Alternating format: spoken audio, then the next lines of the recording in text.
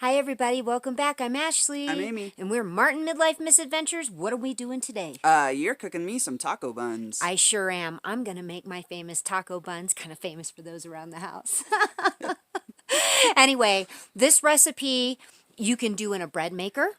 You can use any type of flour that you prefer with it. It's just completely versatile. This is what you will make your hamburger buns out of, hot dog buns, just regular loaves of white bread.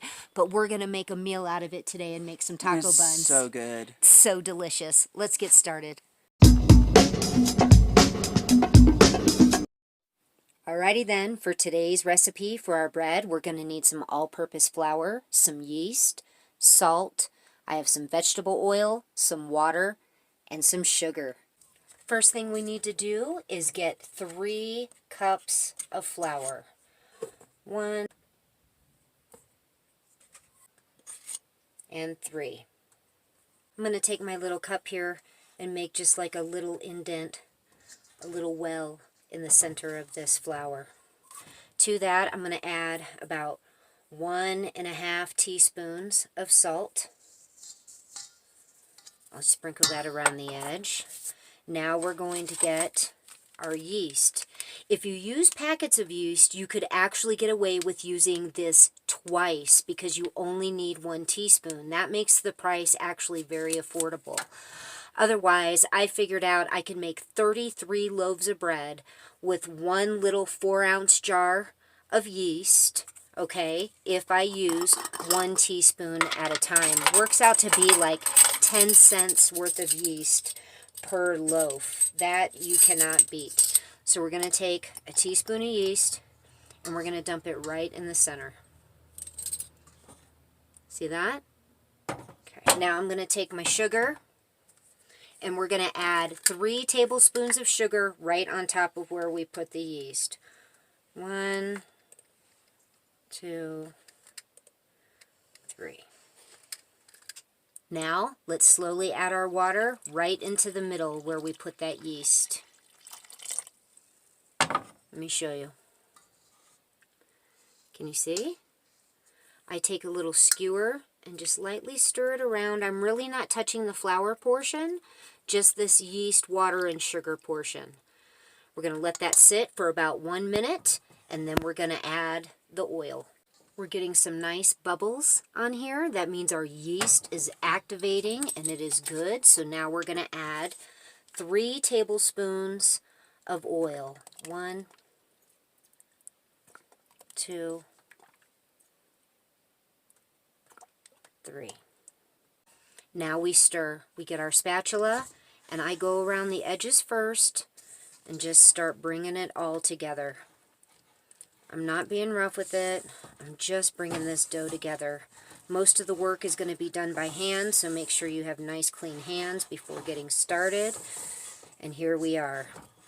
Here's our little shaggy looking dough. This looks really good. Alright, let's knead. I've got a little bit of flour, just a little, because you don't want to dry out your dough, just to keep it from sticking to your hands. And we're just going to start grabbing this dough and pulling it in on itself until we get a nice dough ball going. Oh, I just fluffed out some flour.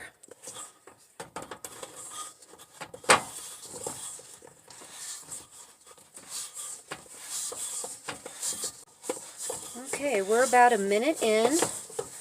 Not even. Maybe 30 seconds. It's all coming together very well. Can you see that? I grab it and then I turn the bowl. That way we can pick up all the extra flour that's on the side of the bowl. Now here's the deal with this bread. You do not have to knead it forever. Of course, the more you knead, the better it's going to be, and that's true with any bread. But we're not going to overdo this because we're not making bread. Okay? After about a minute, this is what it's looking like. I'll pick it up and show you. See? Looks really good. It's not sticky. It's just perfect. So I'm going to make a perfect little ball. Not perfect, but a little ball. I'm going to set it down in this pot. And what I like to do, just in case it rises too much, I just spritz it really fast with a little cooking spray, and that'll keep it from sticking if it rises too much. You can put this in a different kind of bowl, just cover it with plastic, however you want to do it to make sure you seal up this bowl.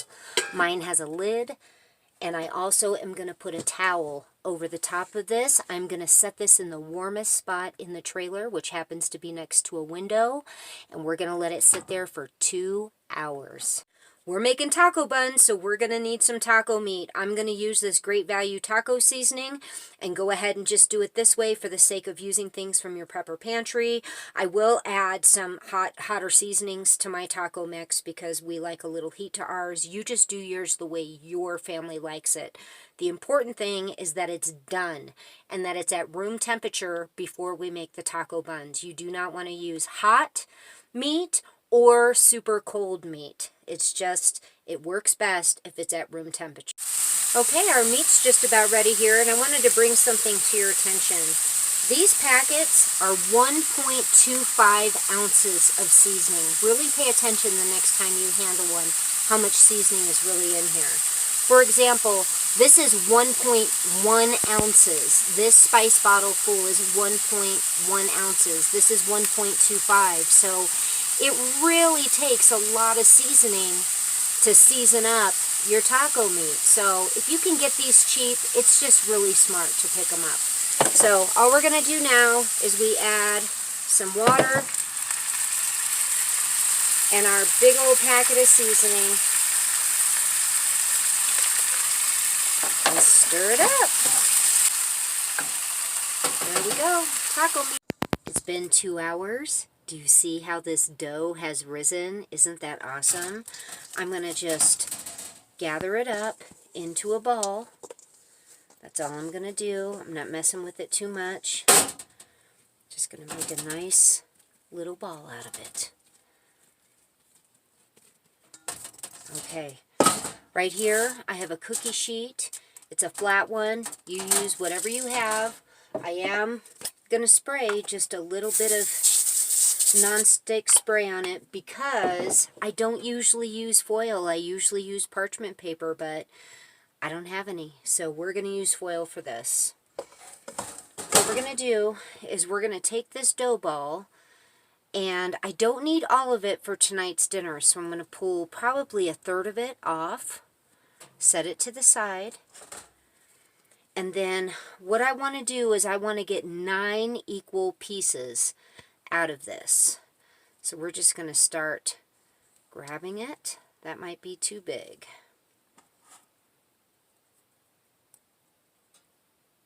We're going to grab it, squeeze it, and then we have a ball. I need some more. Grab it, squeeze it, and we get a nice little ball. I'm going to do this as many times as I can. Alright, I've got 9 pieces here, plus I have what's left in the pan. But for now, we're just going to make each and every one of these into a little ball. Okay? Form it into a nice little ball.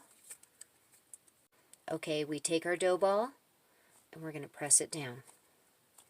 We're going to keep stretching it out until we have a nice little spot where we can start putting our meat.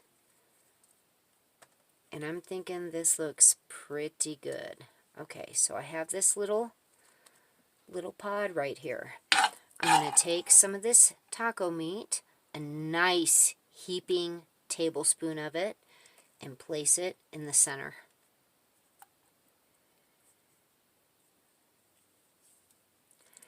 Press it down. Get you some cheese. There's a little cheese. And here's a little onion. Press it down.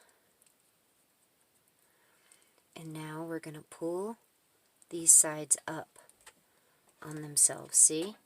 See how I do this? Keep turning. Pulling. Grab from these corners.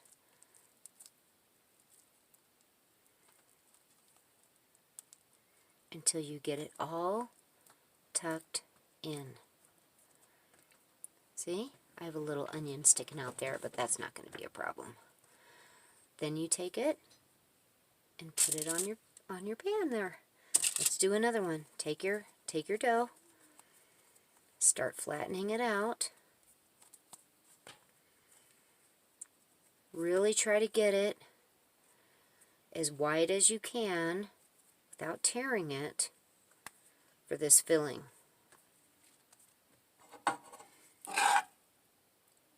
Take a heaping tablespoon, place it right in the center.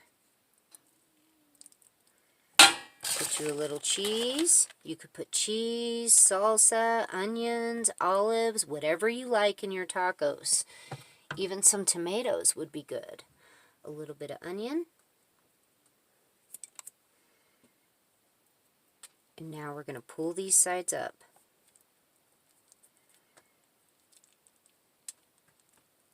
Pull up all four sides. And we're going to pinch them together.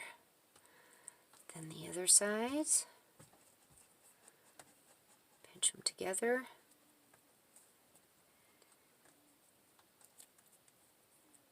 See? If you see any little holes, just pinch them together like that. Flip it over. Put it on your thing. I'm going to fill the rest.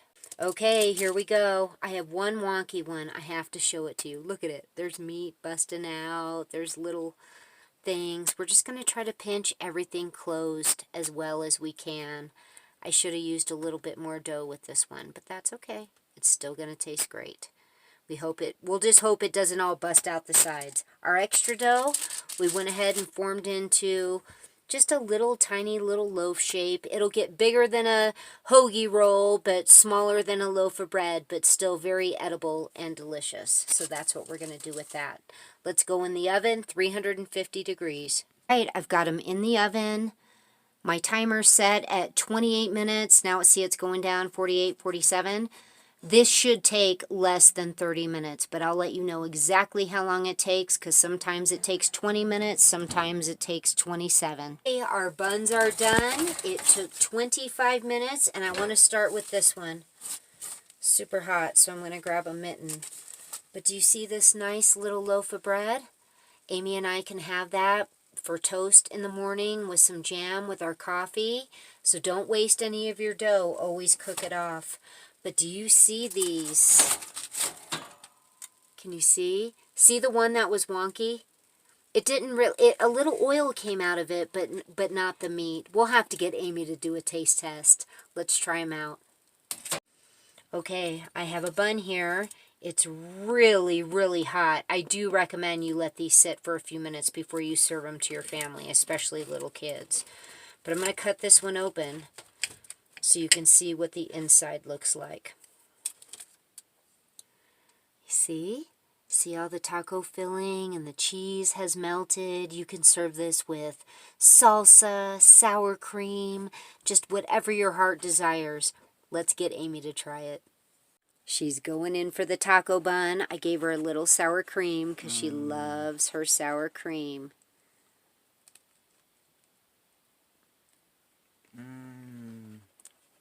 I love those. I know. Aren't they just fun? Mm-hmm. Right so on. Good. They are very, very good. And filling, huh? Mm-hmm. Way more filling than a regular taco. Yep, I need some salsa, though. You got it. All right, everybody, I really hope you're going to give this bread a try. And let me tell you something. You can fill that with sloppy Joe mix, shredded chicken, absolutely anything you like. Yeah. It's just important that it's at room temperature before you fill the buns. Do not use hot food and do not use icy cold food either. Right. And, you know, my aunt and uncle used to have foreign exchange students, and she would make something similar, and it was a German meal, and it had ground beef and cabbage in it, and it was so good. And if you dip it in Cool Whip, it's even better. Cool Whip? Cool Whip? I promise. How have I never heard this story? I don't know why. Okay, dip them in Cool Whip. That's something new. All right, everyone. That was on a dare, and it ended up being good. It ended up being good. Yeah. All right. Well, this is just a great vehicle, a way to fill up your family. It doesn't take a lot of meat. I used a pound of meat, made 9 of those, and had enough meat left over for a couple tacos for today. So it doesn't take a lot to fill your belly. So get baking that bread. Oh, Make so your good. hamburger buns. Bread is just how you shape it. Yeah. Okay, it's just how you shape it. So if you wanted buns, instead of filling those little round balls we made, you would just let them rise again for 20, 30 minutes and then bake them off. Then you have a hamburger bun. Super simple. Like I said, this recipe can be used in a bread maker. It can be used, you can use it any way you want to. It's just that good. Yeah, so get to practicing. All right. Start playing. That's right. All right, everyone, give us a thumbs up. Please like, share, subscribe, and leave us a comment. And we are going to be talking to you really soon. God bless you all. Peace.